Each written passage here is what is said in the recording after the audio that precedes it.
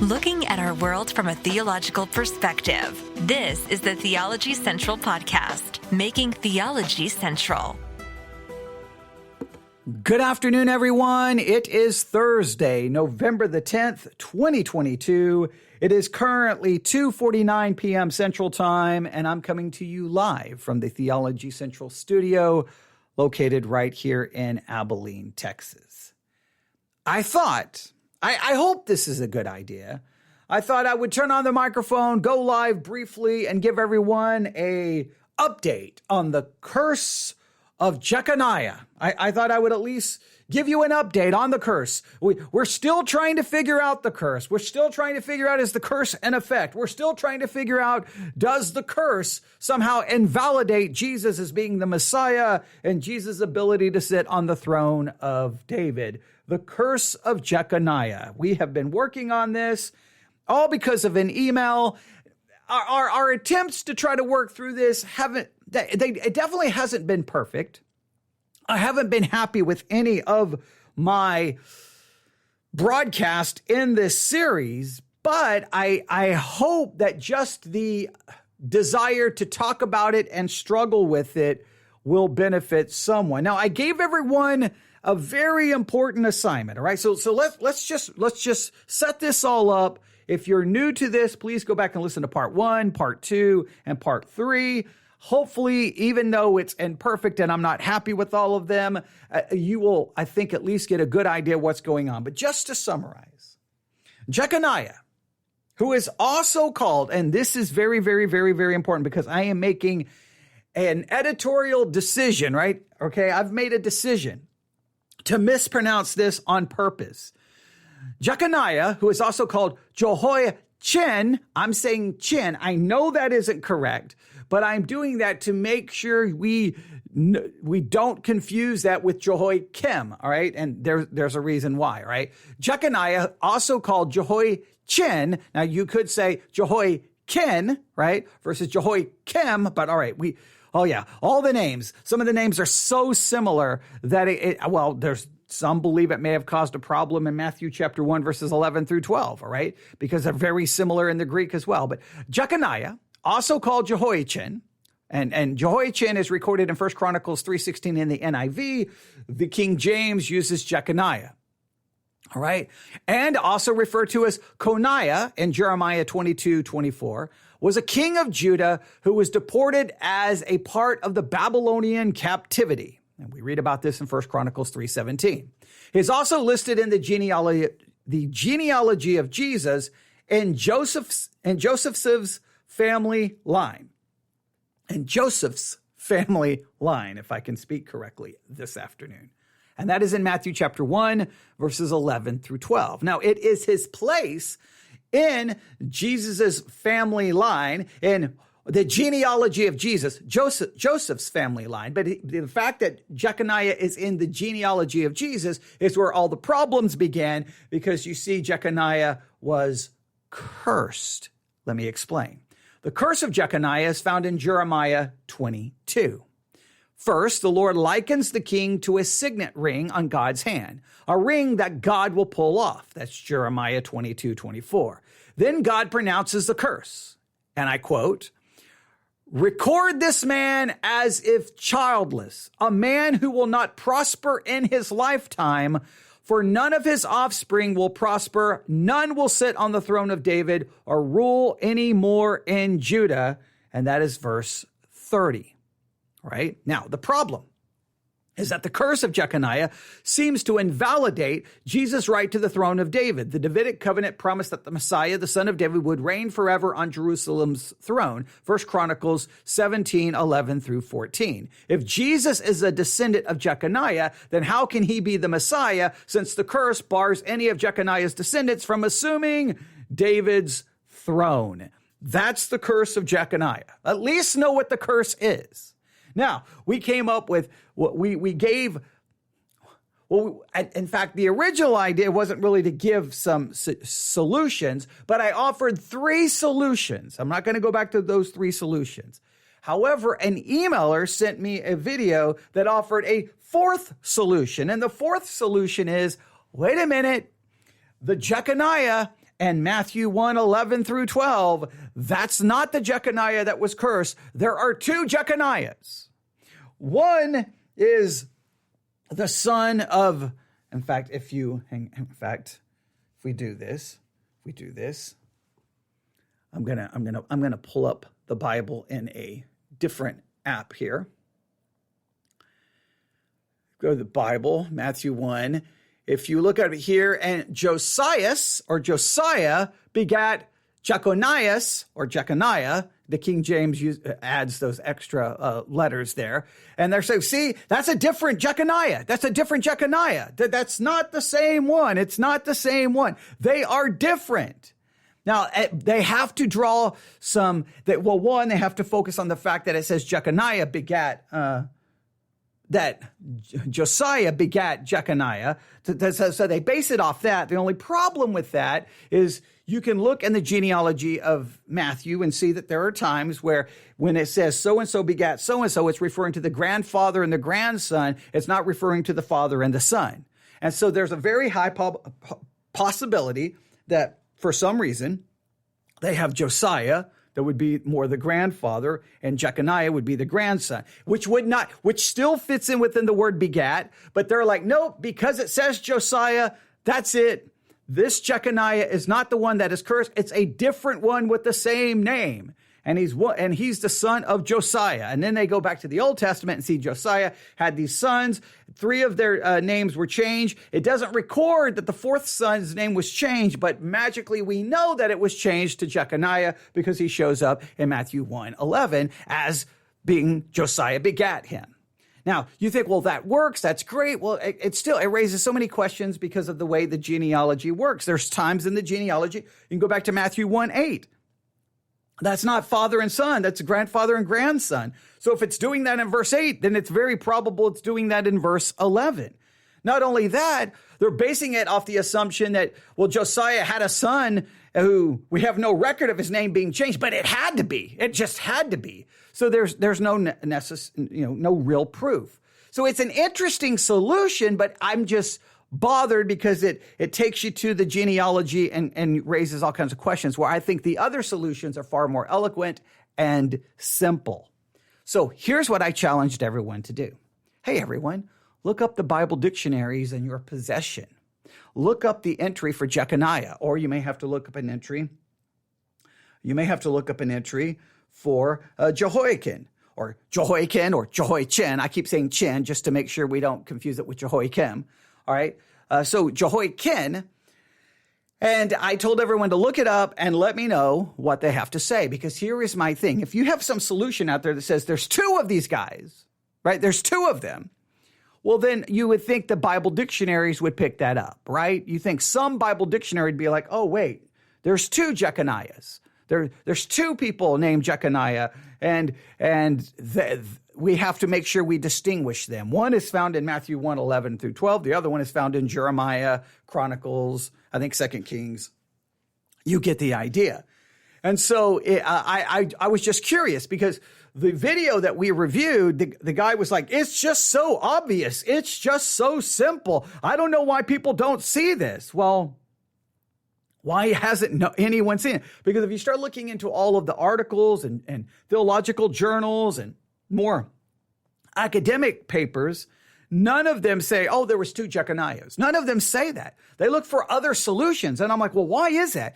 Even within rabbinical sources, they don't seem to say that there's 2 Jeconiahs. So there's got to be a reason nobody seems to go in that direction. But the video on YouTube, who is like, nope, there's 2. We did find another article that went the same direction. It was basically going with the same kind of argumentation. One, they ignored, though, the way Matthew works, and they ignored that there's nothing in the Old Testament that said Josiah changed the name of one of his sons to Jeconiah. If we have that in the Old Testament, problem solved, but we don't. So what do we do? So here's what I wanted to do. I just wanted to take a quick update. Just take the time to do a quick update. To read to you from one Bible dictionary, because I was at church last night. Sitting right there next to the pulpit was the Nelson's New Illustrated Bible Dictionary. I looked up Jeconiah, and guess what I found? Nothing. I think there may have been an entry to see Jehoiakim. So I turned to Jehoiakim, and I'm just going to read that entry to you. I still want other people to look at the Bible dictionaries in their possessions. Give me a screenshot. Show me if any of them. I'm looking for just one dictionary somewhere to go. There is a theory, there is a possibility that there's two Jeconiahs. There is the possibility. Because if they do that, well, then we can say, okay. But if not one Bible dictionary ever even acknowledges it, we have to at least ask, why? Why does no one see this as a possibility? And again, I think the other solutions are far better than trying to basically create a person out of thin air. But let's see what this Bible dictionary has to say. Jeconiah. The entry is not for Jeconiah. I should say Jehoiakim. The Lord establishes, supposedly is the meaning of the name. The son and successor of Jehoiakim. Now, there you go. See, Jehoiakim, Jehoiakim, or Jehoiakim. And that's why I keep saying Jehoiachin, just to make sure we get that difference. Now, one of the theories is Jehoiachin and Jehoiakim are so similar in sound and even in English and especially in Greek that they think that there was some confusion that entered into some of the manuscripts for Matthew 1:11 through 12. And that it's supposed to be Jehoiakim, not Jehoiachin. You can determine whether you like that or not, all right? But here we go. Jehoiakim, the son and successor of Jehoiakim, as king of Judah, about 598 or 597 BC. They point to 2 Chronicles 36, 8 through 9, and Ezekiel 1:2. Jehoiachin or Jehoiakim did evil in the sight of the Lord like his father, but he had little opportunity to influence affairs of state since he reigned only 3 months. His brief reign ended when the armies of Nebuchadnezzar of Babylon besieged Jerusalem. When the city surrendered, Jehoiakim was exiled to Babylonia. 2 Kings 24, 6 through 15. Nebuchadnezzar then made Mattaniah, Jehoiakim's uncle, king in his place and changed Mattaniah's name to Zedekiah. And that's in, I believe, verse 17. I think they're referring to, I guess the last reference they had was 2 Kings 24. So maybe a 2 Kings 24, verse 17. I think that's the reference they're looking at. We'd have to read it. Zedekiah was destined to rule over a powerless land containing only poor farmers and laborers, while Jehoiakim, they almost messed up, was held a prisoner in Babylon. In the 37th year of his captivity, Jehoiakim was finally released by a new Babylonian king, evil Merodach. He must have been awarded a place of prominence in the king's court since he ate his meals regularly in the presence of the king himself. Jehoiakim is also called Jeconiah and Coniah. In the New Testament, he is listed by Matthew as an ancestor of Jesus. Did you notice something? It never even hints that there's a second Jeconiah. Doesn't hint at it, doesn't even entertain it, doesn't even consider it, whenever Jeconiah is referenced by either the name Jehoiachin or Jehoiakim, however you want to say it, Coniah or Jeconiah, it's all the same person from Jeremiah, Ezekiel, 2 Chronicles, 2 Kings, 1 Chronicles, all the different places he is mentioned. It's this, and then in Matthew 1:11 through 12, it's the same individual. But there's at least this thought out there that no. The Bible dictionary should have 2 entries. One is for the Jeconiah who is cursed, and the second one is for the Jeconiah who wasn't cursed. The cursed one doesn't end up in the line of Jesus. The cursed one doesn't end up in the line of Jesus. The non-cursed one does. Now, why wouldn't the dictionaries entertain this? Because it's a theory based off some assumptions. Assumption number 1 is when it says Josiah begat Jeconiah, that means That's the father and that's the son, biological father, biological son, and completely doesn't even take into consideration the possibility because Josiah was the grandfather of Jeconiah. Jeconiah was the grandson of Josiah. They don't even consider that as a possibility, even though it happens right there in like verse 8 in Matthew. So that's the first problem, is it doesn't even consider that as a possibility, which is problematic. Number two, then they to find Jeconiah in the Old Testament, they go to Josiah and go, well, he had these sons. I think three of them had their name changed. The fourth one didn't. But hey, obviously the fourth one had to have his name changed. We don't have any record of it, but of course it had to be changed. And not only did it had to be changed, it had to be changed too. Oh yeah, Jeconiah. So it's based off a lot of just assumptions, not any real tangible evidence. Now, it is true when you get into Matthew 1, the major issue, or at least one major issue, is that it says Jeconiah had brothers, plural. Matthew chapter 1, and Josias begat Jeconiah. Well, another thing that's so frustrating. Oh man, when you get this is the reason a lot of these issues are not even dealt with from the pulpit. This is the reason some of these issues are never dealt with, because I understand how utterly confusing and frustrating it can be for a pastor or for a teacher, because you're like, okay, wait a minute. First of all, if you have a church, and let's say you have people with multiple translations, it can get really confusing, because some of them may be looking at their text and are like, wait, it says Jehoiachin or Jehoiakim. And someone else said, no, it says Jeconiah. So then you got to explain to everyone, if you have a different translation, it's going to be a different name. But then not only that, if different translations, some, when they look at Matthew 1:11, they're going to see Josiah, and others are going to see Josias. Some are going to see Jeconiah. Some are going to see Jeconias. It can be maddening the way it works. For example, in the King James for Matthew 1:8, it's Joram. I think other ones, it's Jehoram, I think is how the other ones have it. So it's like, it can be maddening. You're trying to keep all of these names straight, and you got to be trying to explain to people. And so when you're listening, you can just be like, well, wait a minute.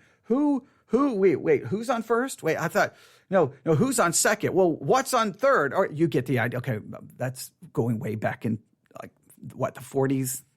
Abbott and Costello, 30s, 40s, whenever they did the who's on first bit. Okay, but you can look it up on YouTube, kid. Google it, all right? So, not that I was alive back then, but you get the idea, all right? So I can understand why you don't want to deal with all of this. I understand why it can be confusing. So on one hand, I do understand why some would be like, I don't want to go with that solution. I gotta figure out the genealogy and, well, begat. Okay, that could be grandfather, that could be father. Then I got to go back to the Old Testament. I got to find Josiah. I got to find all of his sons. Then I got to find the name change. And and I got all of these names, all of these people. So I understand why you would want to avoid that one. That's not a good reason to deny it. But my main problem with the fact that supposedly there's two Jeconiahs is because there's just no biblical evidence for this. It seems like we're making it up because we've got to get Jeconiah, the cursed one, out of the genealogy. But if you go back to Matthew 1, just so that you realize what they would think this is what they would present as their positive evidence. Josiah begat Jeconiah. They say, see, that's father and son. Well, technically it could just be the grandfather and grandson. But Josiah begat Jeconiah and his brethren about the time they were carried away to Babylon. It mentions brethren as plural. Now, he didn't have multiple brothers. See, this can't be right. But the phrase brethren can just mean relatives. It can just refer to relatives. It can just refer to relatives. Then it wouldn't even be a controversy, right? So the real controversy would be, why is Jeconiah there? Why is he there? And I'm just going to remind you quickly of the three solutions that we have offered. All right, here we go. One, The offspring of Jeconiah, mentioned in the curse, could be a limited reference to the king's own children, the immediate offspring, in other words. On a related note, the phrase "in his lifetime," this all comes from the curse in Jeremiah 22, could apply to the entire verse. In other words, the entire verse is referring that the curse would last for the lifetime of Jeconiah. All right? And they said the curse would only be enforced while the king lived. This is exactly what happened. As Jeconiah was not successful as a king, he only reigned for 3 months before he surrendered to Nebuchadnezzar's forces, and none of his sons, he had 7 of them, reigned over Judah. That's 1 Chronicles 3:17 through 18. That seems, if you can just say, no, the verse is referring to the curse only during his lifetime and the lifetime of his children, then he can be in the line of Jesus or in the genealogy of Jesus, and it doesn't impact or affect anything. It's not even a controversy. A second solution is obviously the incarnation, the virgin birth. Jesus only had one human parent, Mary. His mother was of David's line, but not through Jeconiah. Joseph was Jesus' legal father, but not his physical one. Thus, Jesus was of the royal blood through Mary, but the curse of Jeconiah stopped with Joseph and was not passed on to Jesus. That works. A third possible solution is that God reversed the curse on Jeconiah's family. This is hinted at by the prophet Haggai, who told Zerubbabel, Jeconiah's grandson, that God would make him a signet ring. Does that not sound familiar? That's exactly from the curse. He would make him a signet ring on God's hand. Haggai 2, verse 23. Zerubbabel was blessed by God as the governor of Judea, and he prospered in that role when the Jewish exiles returned to Jerusalem. The signet ring imagery of Jeconiah's curse is repeated in Zerubbabel's blessing, which must be more than a coincidence. Several rabbinic sources teach that Jeconiah repented in Babylon and that God forgave him and lifted the curse. Now, the only problem is we don't know anything about whether he repented or didn't repent. But it is interesting. Now, some people say this is a different Zerubbabel, because what you have when you go with the two Jeconiah theories, you have 2 sons, you have 2 Jeconiahs, 2 people named Shealtiel, and 2 Zerubbabels. So then it even gets more confusing trying to follow all of it.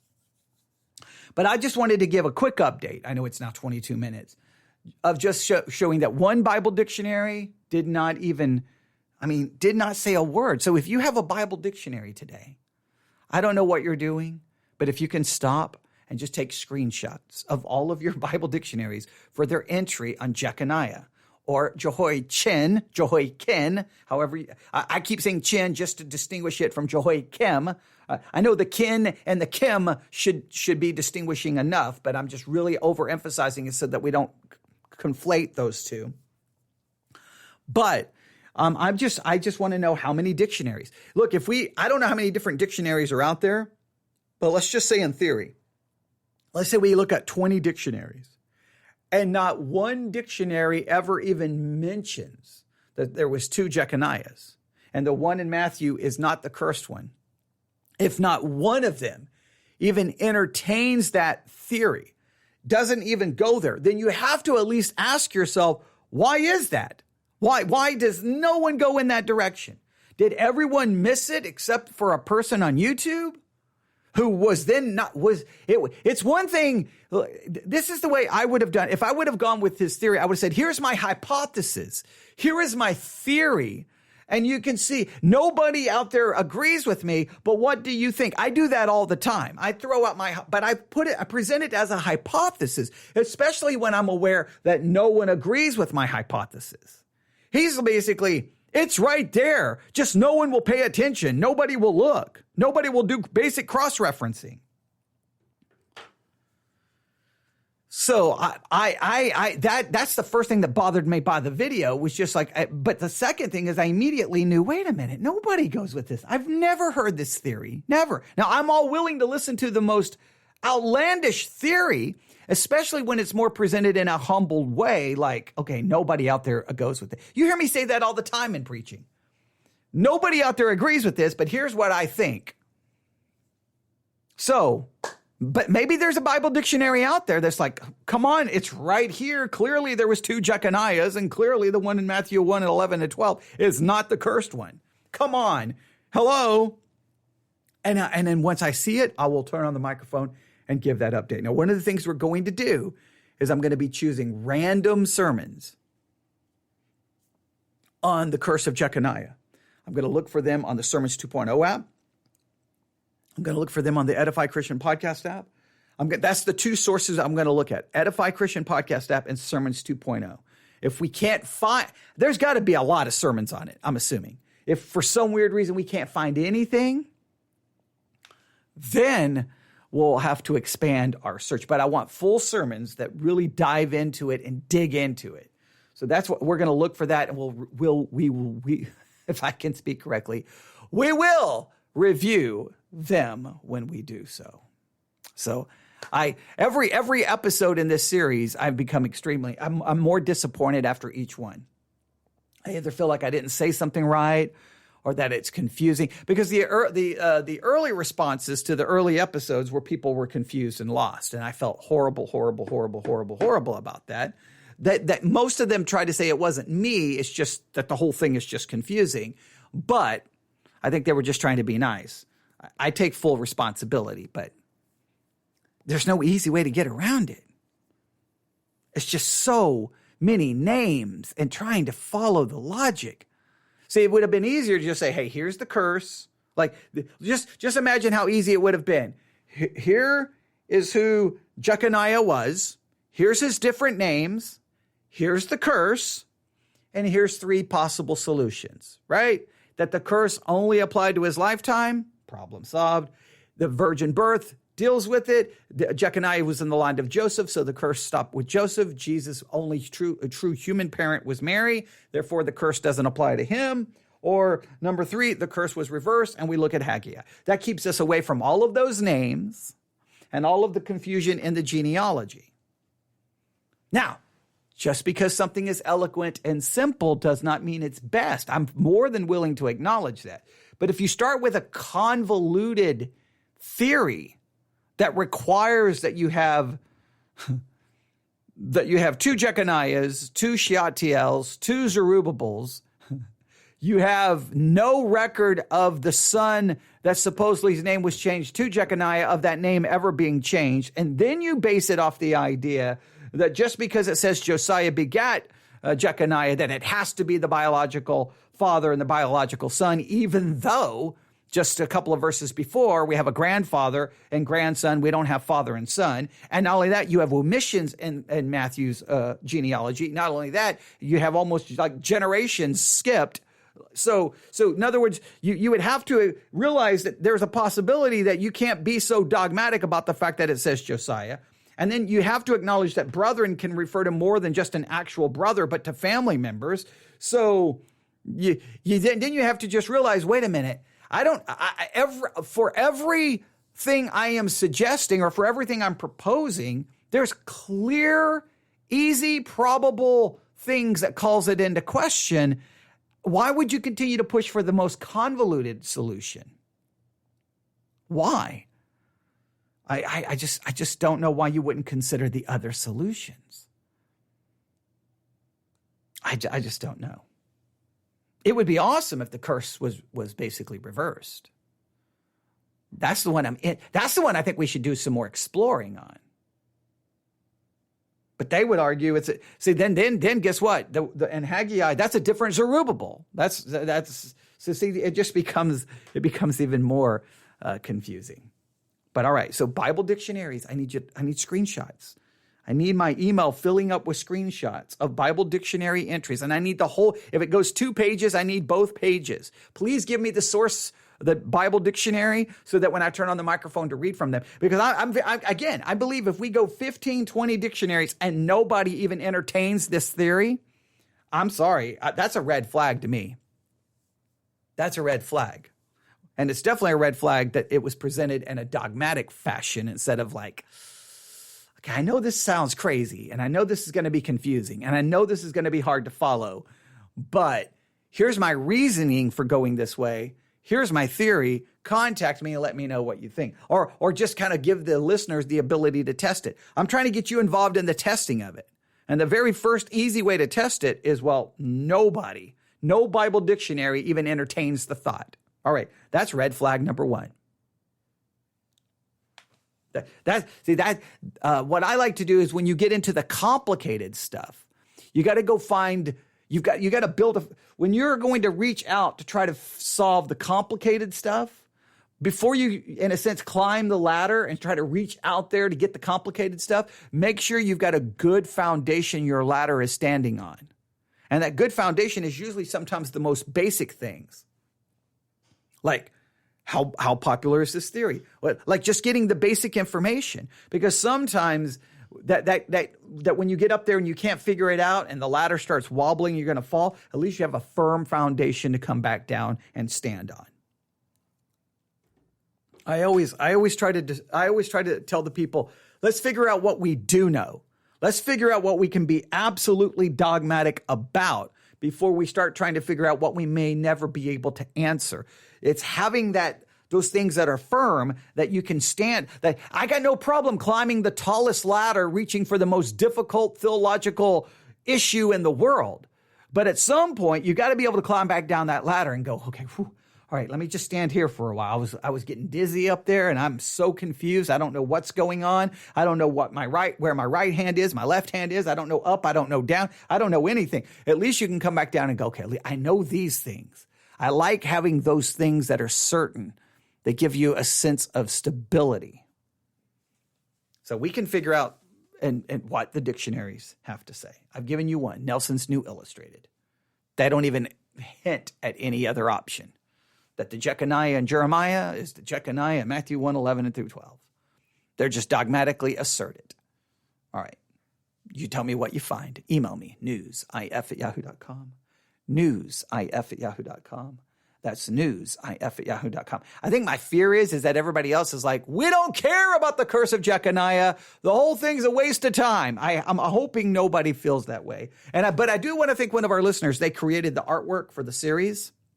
Looks really good. They created two. I went with kind of the black dark color with the brown. They had one that was like this cool looking blue with black. It's like I'm going to switch it every other week. No, I'm not going to do that. But I didn't know which one to go with. They both look really good. But I am always super happy with the person who does our artwork, because, man, they put forth the time and I don't even have to worry about it. I just say, hey, this is what I need, and they take care of it. It looks good. If you want to see all of the artwork for all of our series, the Church One app, Church O-N-E, Church O-N-E. Once you download the app, search for Theology Central, choose us. It turns the Church One app into the Theology Central app. Look for series. Just open up each series and you'll see the artwork. It's pretty awesome stuff. At least I think so. And if you like it, let me know so that I can pass on that to the person who does the work, because I think they would appreciate that. But there you go. And our series on women, abuse, and submission, our women, submission, and abuse, the artwork, they created that, and that series has been created for the Church One app as well. And so I don't know how many episodes we're going to do in the Curse of Jeconiah. I think for the most part, most people are already done with it and don't care. But we've got to review some sermons. We have to review some sermons. Because that would just be fun. Don't you think that'd be fun? In fact, I'm going to start looking for some right now. All right. There you go. Email me, newsif@yahoo.com. Newsif@yahoo.com. That's the latest news on the Curse of Jeconiah. There'll be more soon. Thanks for listening.